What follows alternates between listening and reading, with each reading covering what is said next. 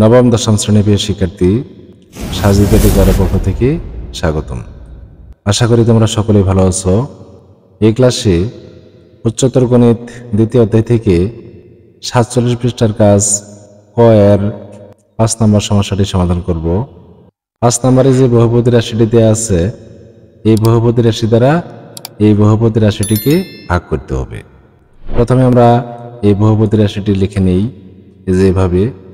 এরপর লিখতে হবে পি অফ এক্স কে, যেখানে যে পি অফ এক্স এর রাশিটি আছে, এই পি অফ এক্স এর রাশিটিকে 2x - 1 দ্বারা ভাগ করতে হবে।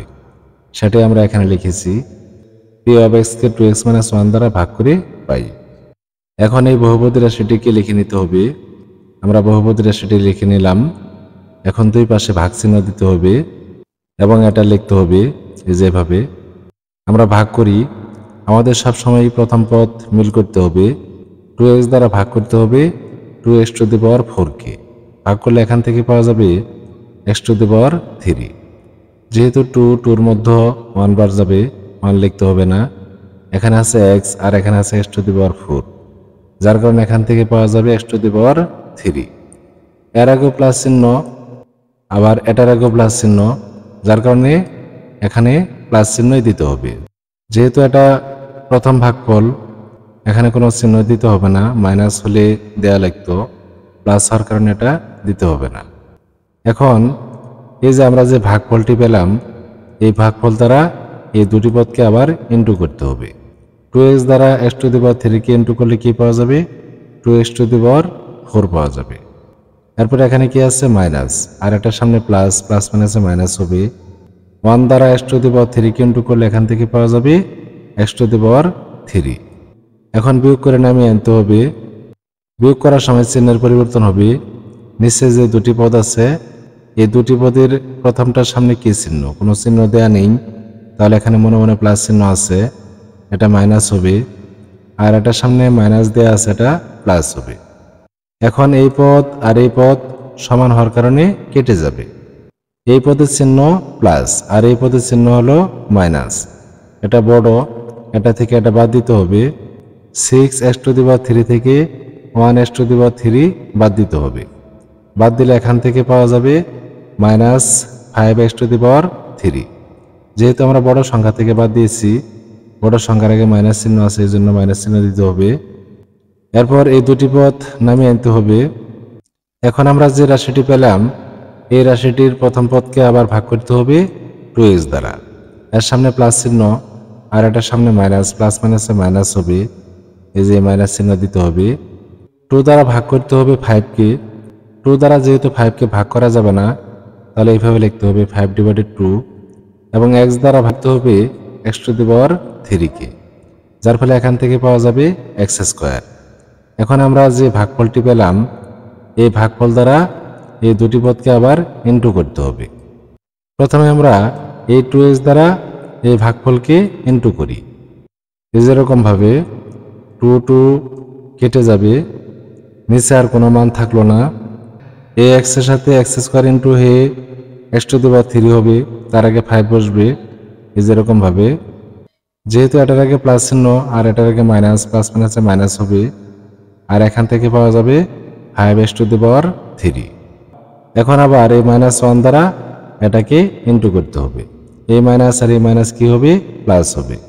1 দ্বারা এই মানটিকে ইন্টু করলে এখানে যে মান আছে সেটাই হবে, অর্থাৎ 5/2 × x² হবে।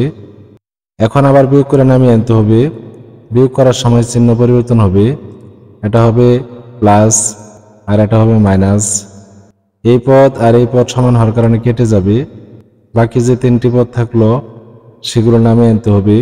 এই যেখানে কি আছে? 5/x², আর এখানে আছে 5x, আর এখানে আছে -2।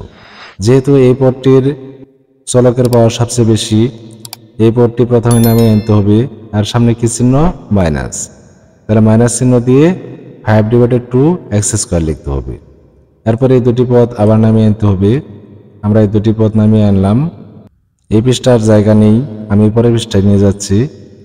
এই যেখানে প্রথম পদ কি আছে? -5/2x²। এটাকে আবার এই 2x দ্বারা ভাগ করতে হবে। এর সামনে প্লাস চিহ্ন আর এটার সামনে মাইনাস, প্লাস মাইনাসে মাইনাস হবে, 2 দ্বারা আবার 5কে ভাগ করতে হবে।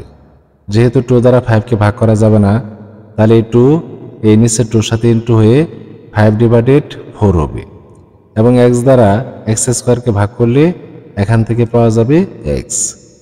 এখন এই ভাগফলকে এই দুটি পদ দ্বারা পুনরায় ইন্টু করতে হবে।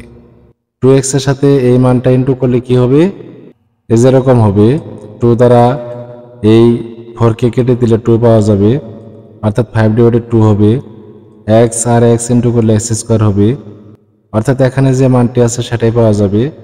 তার আগে এখানে কাজ করে নিতে হবে, এটার সামনে মাইনাস আছে আর এটার সামনে প্লাস, প্লাস মাইনাসে মাইনাস হবে, সেই মাইনাসটা এখানে লিখতে হবে 5/2x²।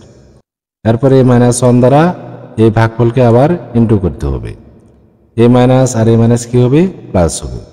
1 দ্বারা এই মানটাকে ইন্টু করলে এখানে যা আছে তাই হবে, অর্থাৎ 5/4x হবে। এখন আমরা বিয়োগ করি, বিয়োগ করার সময় চিহ্ন পরিবর্তন হবে, এটা প্লাস হবে আর এটা মাইনাস হবে। এই পদ আর এই পদ সমান হওয়ার কারণে কেটে যাবে। এই দুটি পদের সাথে কি আছে, x আছে, এটার সামনে প্লাস আর এটার সামনে মাইনাস, বিয়োগ করতে হবে। এই যেরকম ভাবে এই 5টা আমরা এখানে লিখলাম, এরপরে মাইনাস চিহ্ন দিয়ে 5/4 লিখলাম। এটার লসাগু আমরা নির্ণয় করি, লসাগু হবে কত, 4। এই 4 এর সাথে 5 ইন্টু করলে কত পাওয়া যাবে, 20 পাওয়া যাবে। এরপরে কি চিহ্ন, মাইনাস। 4 দ্বারা 4কে ভাগ করলে 1 হবে, 1 এর সাথে 5 ইন্টু করলে কত হবে, 5 হবে। আর এদের সাথে আছে x, 20 থেকে 5 বাদ দিলে কত হবে, 20 থেকে 5 বাদ দিলে হবে 15, আর নিচে কত, 4, এবং ইন্টু কি আছে, x। অর্থাৎ এই পদ থেকে এই পদটা বাদ দিলে এই মানটা পাওয়া যাবে 15/4 ইন্টু x। এরপরে -2 নামিয়ে আনতে হবে। এখন এই রাশিটিকে আবার কি করতে হবে, 2x দ্বারা ভাগ করতে হবে। এর সামনে প্লাস, এর সামনেও প্লাস, তাহলে প্লাসই হবে। 2x দ্বারা এটাকে ভাগ করলে কত হবে, এই যে 2টা 4 এর সাথে ইন্টু হবে, যেহেতু 15 বিজোড় সংখ্যা, 15কে 2 দিয়ে ভাগ করা যাবে না, তাহলে 15/8 হবে, এই যেরকম। আর x আর x সমান তার কারণে সেটা আর লিখতে হবে না। আগের সিস্টেমে এই ভাগফলকে 2x - 1 দ্বারা ইন্টু করতে হবে। 2x দ্বারা এই পদটাকে ইন্টু করলে এখান থেকে পাওয়া যাবে এই যে এখানে যে মানটি আছে সেই মানটি, অর্থাৎ 15/4 ইন্টু x। এটার আগে প্লাস চিহ্ন আর 1 এর আগে মাইনাস, প্লাস মাইনাসে মাইনাস হবে। 1 দ্বারা এই মানটাকে ইন্টু করলে এখান থেকে পাওয়া যাবে 15/8। এখন আবার বিয়োগ করতে হবে, চিহ্ন পরিবর্তন হবে। এর সামনে কি চিহ্ন আছে, কোনো চিহ্ন দেয়া নেই, মনে মনে প্লাস আছে, এটা হবে মাইনাস। আর এটার সামনে কি চিহ্ন, মাইনাস, এটা হবে প্লাস। এখন এই পদ আর এই পদ সমান হওয়ার কারণে কেটে যাবে। এখন এটা আর এটার কাজ করতে হবে, এটা হলো -2 আর এটা কি, প্লাস 15/8। এখন লসাগু করতে হবে, লসাগু হবে 8। 8 এর সাথে 2 ইন্টু হবে, সামনে মাইনাস দিতে হবে। 2 এর সাথে 8 ইন্টু করলে কত হবে, 16 হবে। এরপর প্লাস চিহ্ন, 8 এর মধ্যে 1 বার যাবে, 1 এর সাথে 15 ইন্টু করতে হবে, তাহলে পাওয়া যাবে 15। -16 থেকে প্লাস 15 বাদ দিতে হবে, তাহলে এখান থেকে পাওয়া যাবে -1/8। এই -1/8 এখানে নামিয়ে আনতে হবে, এই যেরকম ভাবে। এটাই নির্ণয় ভাগশেষ। আশা করি শিক্ষার্থী বন্ধুরা সমস্যাটির সমাধান তোমরা বুঝতে পেরেছ। সবাইকে ধন্যবাদ জানিয়ে ক্লাসটি এখানে শেষ করছি। খুদা হাফেজ, আসসালামু আলাইকুম।